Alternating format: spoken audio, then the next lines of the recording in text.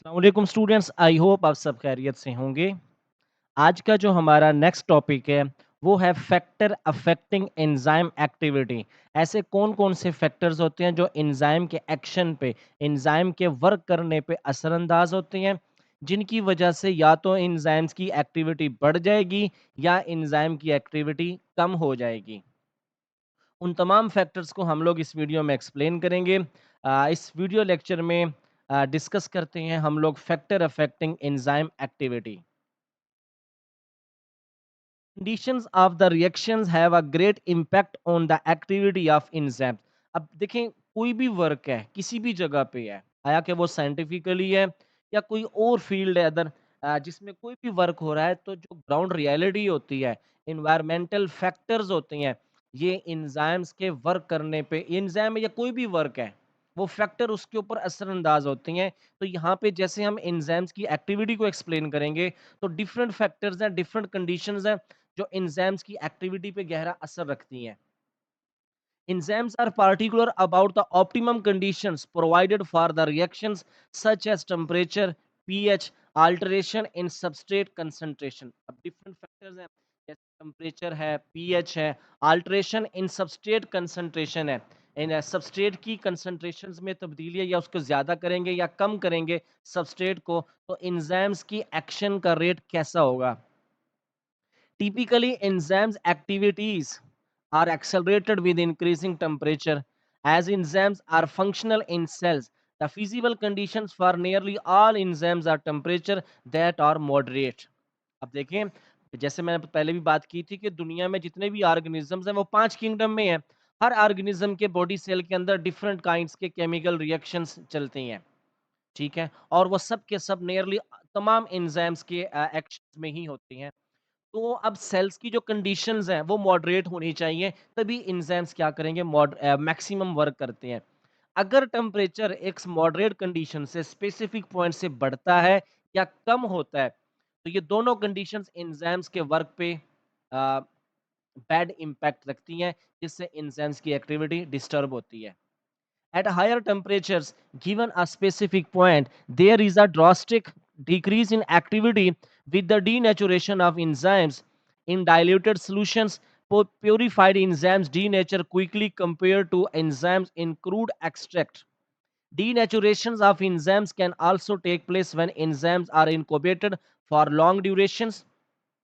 More appropriate is to utilize a shorter time duration when it comes to incubation time, while the supporting velocities of enzymes reactions.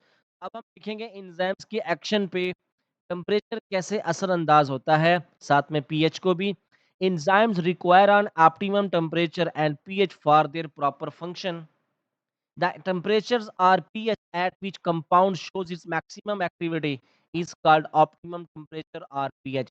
देखें, जिस खास temperature की range पे, जिस खास pH की range पे एक एंजाइम अपना वर्क प्रॉपर तरीके से करता है, मैक्सिमम वर्क करता है, उसको हम लोग क्या कहते हैं, ऑप्टिमम टेम्परेचर और pH का नाम देते हैं। As mentioned earlier, enzymes are protein compound. Temperature or pH more than optimum may alter the molecular structure of enzymes. Generally, an optimum pH for enzymes is considered to be ranging between 5 and 7. इस pH पे enzymes क्या करते हैं, optimum 3। आप देखें, हर enzyme की pH different होती है, लेकिन जो नॉर्मल रेंज की पीएच है वो 5 टू 7 के दरमियान। मैक्सिमम एंजाइम्स की पीएच क्या कहलाती है, ऑप्टिमम या नॉर्मल कहलाती है। Optimum temperatures, the greatest number of molecular collision. देखें, जब टेम्परेचर बढ़ता है तो एटम्स क्या करते हैं, उनके इलेक्ट्रॉन्स कोलाइड करते हैं। अब इंसानी बॉडी का जो ऑप्टिमम टेम्परेचर है एंजाइम्स के लिए वो 35 से लेके 40 के दरमियान है। नॉर्मली कितना होता है, वो 37 हो। आप लोगों के साथ मैं इस डायग्राम को एक्सप्लेन करता हूँ। देखें, ये पॉइंट है 0, उसके बाद क्या है, इधर एक्स एक्सिस है और वाई एक्सिस है। एक्स एक्सिस में हम क्या लेंगे, टेम्परेचर रेंज लेंगे, और वाई एक्सिस के गिर्द क्या होगा, एंजाइम्स की एक्टिविटी। देखिए, जब टेम्परेचर 34 पे था, हम 35 पे ले गए तो एंजाइम्स की एक्टिविटी बढ़ रही है। 36 पे चले गए, 37 पे जब गए तो एंजाइम्स की एक्टिविटी क्या थी, मैक्सिमम थी। जैसे ही टेम्परेचर 37 से 38, 9, 40 की तरफ गया, एंजाइम्स की एक्टिविटी क्या होगी, वो लाइन डिक्रीज होगी, नीचे की जानिब आ गई कि एंजाइम्स अब वर्क नहीं कर रहे। तो 37 पे क्या करते हैं, नॉर्मल ह्यूमन बॉडी के जो एंजाइम्स हैं मैक्सिमम वर्क करती हैं, जिसे हम उसको ऑप्टिमम टेम्परेचर कहते हैं, ठीक है? Here increase beyond temperature, the increased energy level of molecule disrupt bond in enzymes between enzyme and substrate H ionic weak bond denaturation lose 3D shape। अब यहाँ पे मैं आप लोगों को बताता हूँ कि जब टेम्परेचर ऑप्टिमम से ज़्यादा जाता है तो फिर क्या होता है, बॉन्ड्स के दरमियान जो बॉन्ड एनर्जी होगी वो डिस्टर्ब होगी, जो केमिकल बॉन्ड बना होता है एंजाइम्स के अंदर प्रोटीन अमाइनो एसिड के दरमियान वो टूट जाते हैं, जिससे एंजाइम्स की जो डीनेचुरेशन होगी, उसका जो 3D स्ट्रक्चर होता है, 3D ग्लोब्यूलर स्ट्रक्चर होता है, वो भी डैमेज हो जाता है, ठीक है?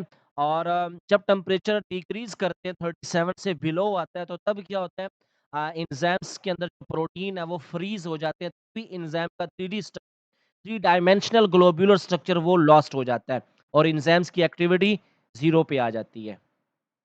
देखे ना डायग्राम पे, जब टेम्परेचर बढ़ रहा था तो एंजाइम्स की एक्टिविटी बढ़ रही थी, क्योंकि जब टेम्परेचर के बढ़ने से कोलिजन्स बढ़ती है, वाइब्रेशंस बढ़ती है, एक्टिव साइट की फ्लेक्सिबिलिटी बढ़ती है, एंजाइम्स की एक्टिविटी बढ़ती है। लेकिन जब 37 पे गया तो मैक्सिमम था।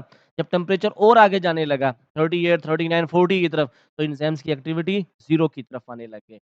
ये है टेम्परेचर का असर। और जो पीएच का होता है ना, जैसे ही पीएच चेंज होती है, मिसाल के तौर पर किसी एंजाइम की पीएच 3.5 है, तो वो 3.6, 3.7, 3.8 की तरफ जाएगी, तो फ़ौरन एंजाइम का स्ट्रक्चर क्या हो जाएगा, डीनेचर हो जाता है, उसकी आयोनाइज़ेशन हो जाती है। हाइड्रोजन आयन्स की वजह से उसकी आयोनाइज़ेशन होती है, एंजाइम का स्ट्रक्चर लॉस्ट हो जाता है।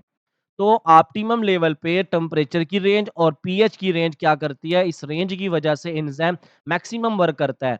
और जब ये टेम्परेचर की रेंज, पीएच की रेंज, नॉर्मल रेंज को चेंज करोगे, अबव या बिलो करोगे, तो एंजाइम्स की एक्टिविटी 0 पे हो जाती है।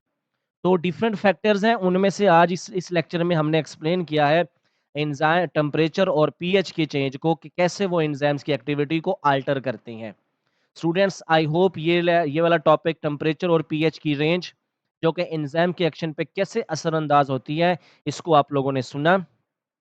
कोई भी क्वेश्चंस है, आप लोग इसे किसी भी बुक से रीड करें, टेक्स्ट बुक अदर्स अदर हैं, ये जो स्क्रीन पे नजर आ रहा है आप लोगों को, ये हो गया।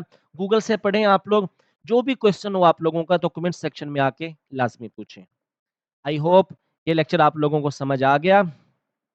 नेक्स्ट हम लोग डिस्कस करेंगे एंजाइम्स कंसंट्रेशन और सबस्ट्रेट कंसंट्रेशन, कैसे एंजाइम्स की एक्टिविटी पे असरअंदाज होती हैं। तब तक के लिए मुझे इजाजत दें। अल्लाह हाफिज।